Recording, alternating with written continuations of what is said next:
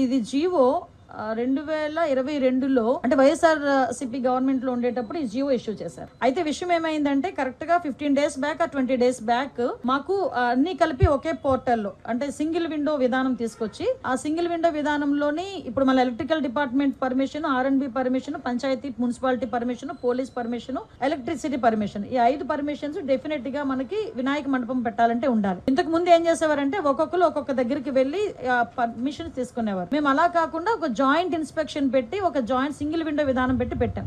అయితే ఆ రోజు ఏం చేశారంటే ఇదే జీవోని నాకు డిపార్ట్మెంట్ వాళ్ళు తీసుకొచ్చి ఇచ్చారు.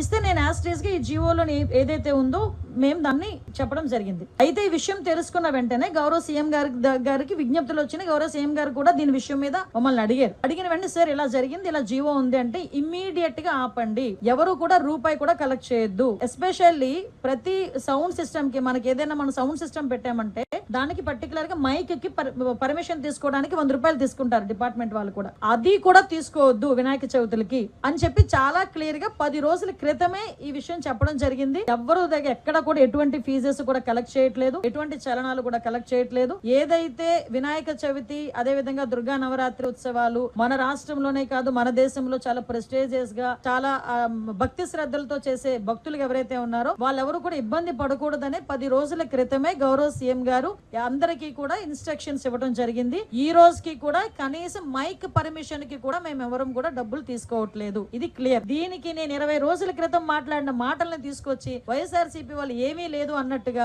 ఈ రోజు కావాలని దాన్ని ట్రోల్ చేసే పరిస్థితి చూస్తా ఉంటే వాళ్ళ తాలూకా తెలివి తక్కువతనం, అదే విధంగా వాళ్ళు బురద జల్లే కార్యక్రమాల్లో వాళ్ళకి టైమ్ సిచ్యువేషన్ అలాంటివి ఏం అవసరం లేదన్న సంగతి కూడా చాలా క్లియర్ గా అర్థమవుతుంది. ఇది క్లియర్ గా ప్రజలందరికీ కూడా అర్థం కావాలి కాబట్టి చెప్తున్నా. ఇది ఆల్రెడీ 2022లో ఇచ్చిన జీవో. ఆ రోజు ఆ జీవోని కూడా పక్కన పెట్టి ఎట్టి పరిస్థితుల్లో ఎవరికి కూడా అది కలెక్ట్ చేయొద్దు అని చెప్పారు. ఎవరు కూడా అక్కడ కలెక్ట్ చేయట్లేదు. ప్రతి ఒక్క చోట కూడా వినాయక ఉత్సవాలు అంగరంగ వైభవంగా జరుగుతున్నాయి. ప్రజలు ఎవరు కూడా ఇబ్బంది పడట్లేదు.